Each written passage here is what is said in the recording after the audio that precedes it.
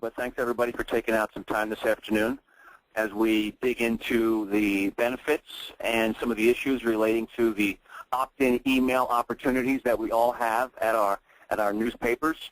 These newspapers, they want to start running their websites as profitable businesses. They want a guy like me who has no qualms about coming in and detecting and removing BS. Being able to go in and remove things that the newspaper company does that just doesn't seem to make sense anymore in regards to their internet business model. They also want a guy to come in to help them build some kind of a realistic web business model.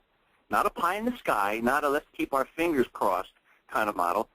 And some of them, believe it or not, are getting some angry investors who are getting a little antsy saying, where's the money? You promised us if we spent a lot of money on all these interactive products, you were going to bring money to the table. So that's why, quite simply and honestly, I seem to be a little bit busier this year in 2010. Some of the people I worked for, as Al said, I've been all over the place for the past few years, so everything you're going to see for the next 50 minutes are real-world, proven examples that absolutely work.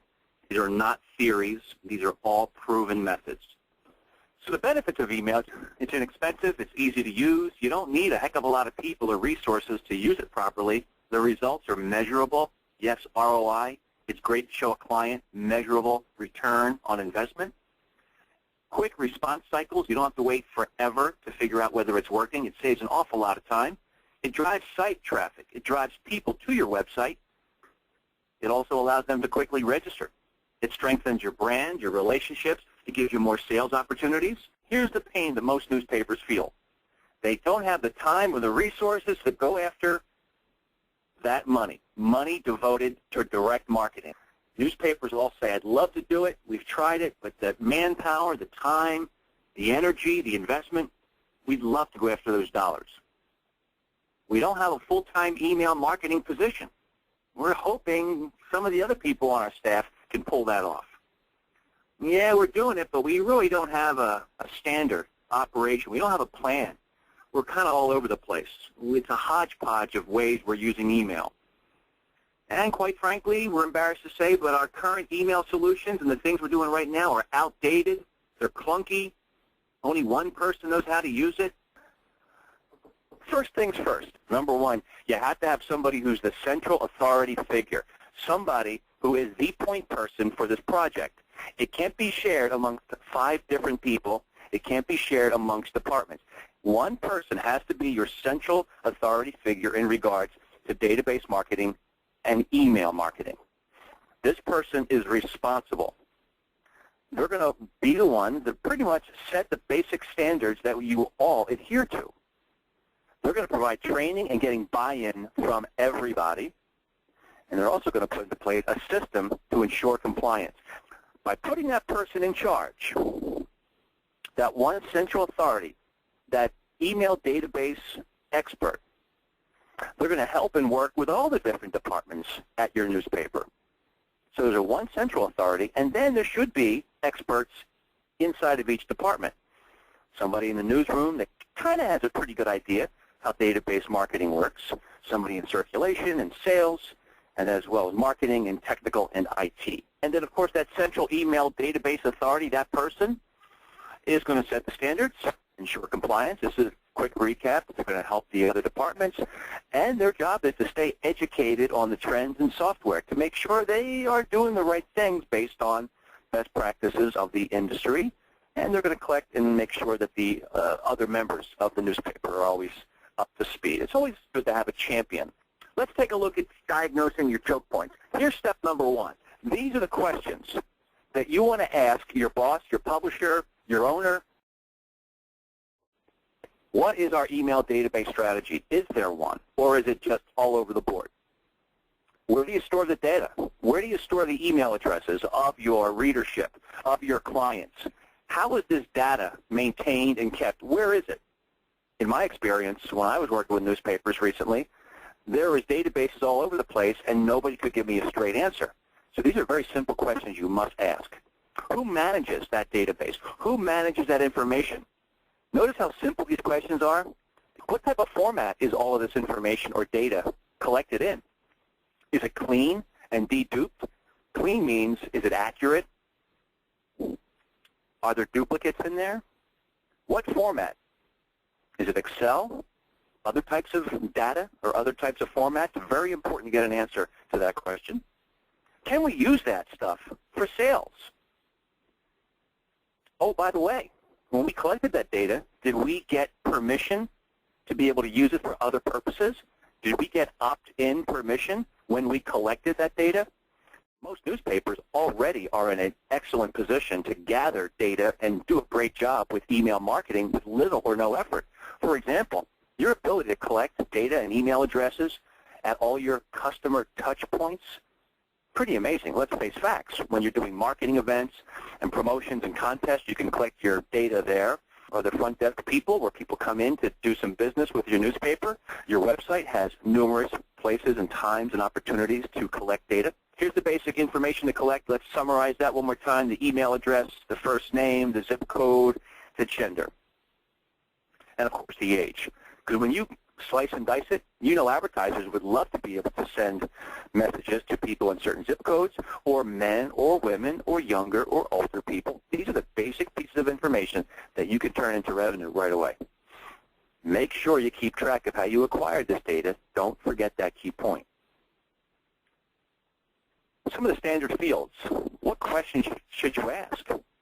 And how you lay out your form where you type in your data or somebody writes it in.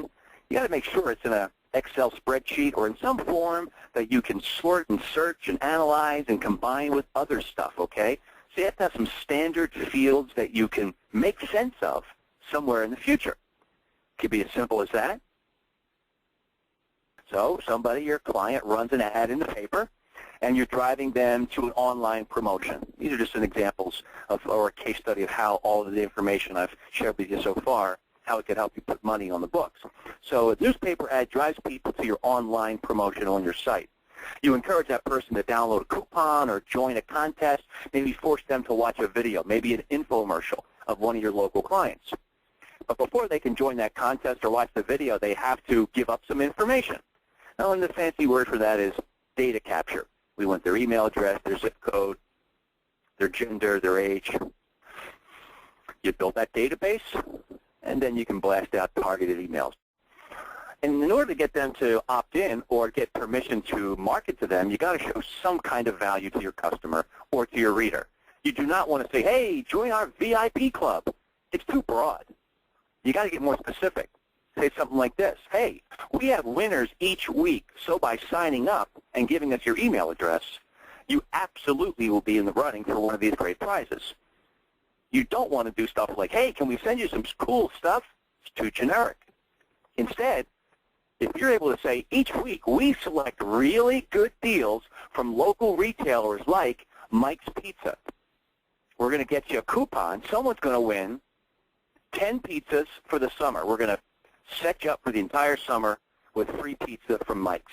That type of specific offer will get you a heck of a lot more opt-in email addresses. Some of the platforms that are out there, we talked about how things are getting cheaper and easier to use. Let's talk a little bit about pricing. Anything more than zero, and I'm not trying to be funny here, anything more than zero is appropriate, because most people still struggle with what the CPM should be or what the pricing should be on these emails. Here's what you should do to find the true market value. Twitter, Facebook, LinkedIn, those are database capture opportunities, because when you become a fan of your newspaper or you become a fan of your sports writer, a fan of your restaurant reviewer, that's a database that you build. We start to see companies like Groupon is quickly going after our clients, offering them database opportunities and other social database and email couponing. You can see that even pizza shops know how to use Twitter in a direct marketing fashion. I mean, we all know how to use Twitter for breaking news. You know, the road is closed, the fire, and the mayor resigns. We know how to use that for newspaper. But what about using Twitter for ad-supported promotions, having people opt in for a Twitter tweet that provides deal of the day or a coupon download or winning a trip and maybe joining a contest? So those are other database opportunities using social media. And of course, you might have your advertisers opt in to receive tweets in reference to a standby rate that's available now. Maybe buy one, get one, today only. Maybe a spring special. And that advertiser database, make sure your reps get out there, cut the email addresses, website addresses from your clients. Make sure that they know if their client, their advertiser has a Facebook page, a LinkedIn page. Are they on Twitter? Your reps also got to gather information of, are your clients spending online elsewhere? What kind of stuff are they considering? This is information that's going to help you figure out really what your advertisers are up to, and you might want to make sure you're very familiar with where they may be putting more and more of their money. And of course, more information, if you need more details on how to do client surveys, you can always reach out to me. Have your clients opt in for those standby offers. Let's recap everything. Standby rates and offers. Wouldn't it be great without having to call everybody and getting in the car and driving? Wouldn't it be great just to send an email blast or a tweet and letting people know that we have a standby offer ready to go, first come, first serve? New programs available, advertiser alerts, and of course you may want to consider, hey, before these advertisers can jump on this cheap rate, they got to at least have a certain level of spend, or maybe it's a way of enticing new businesses to take a trial run. I think this lovely guy with the sweater and the pipe, gives you some sense of what most people think when they see a bunch of emails that really just are not relevant. You can send and send and send until the individual says, please remove me from this list. I'm no longer interested.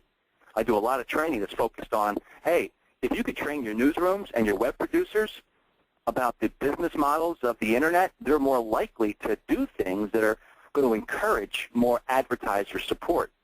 When newsrooms understand basic online business models, they create profitable websites. I do these local marketing 101 for business seminars where we invite people in, give them coffee, and all of a sudden now they're much more likely to understand the basics of web. They're much more likely to buy the web, because most local advertisers are still afraid, or they're wary, or they don't really trust the sales guy. So we find that when you educate the local clients, they're more likely to buy something sooner than later.